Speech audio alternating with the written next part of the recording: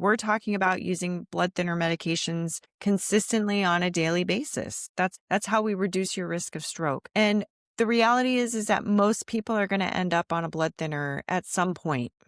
Yeah, that's for Yeah. sure. And something above and beyond aspirin, because a lot of people know that Yes. aspirin alone is a blood thinner. But for atrial fibrillation, stroke prevention, typically we're going to be using another type of blood thinner, thin your blood in a little different way to help prevent that clot forming in your heart, which ultimately could go upstream. And you've seen these blood thinners that have been advertised on television. You see them. Yep. Eliquis, Xarelto, these are some of the common drugs that you're going to be seeing. These are the medications that we're using. But how do we decide who are the appropriate people for blood thinners? And so this really comes down to looking at your medical history, your age. Do you have high blood pressure? Have you had diabetes? And these are some examples. And as we are coming up with this sort of checklist, if you will, that's how we decide, that's how we make the decision. Okay, you're probably going to be a person that we should really consider being on a blood thinner. Yeah, this isn't guesswork. It's Right. very well thought out. The data supports this. It's something called the CHADS VAS score. But like you said,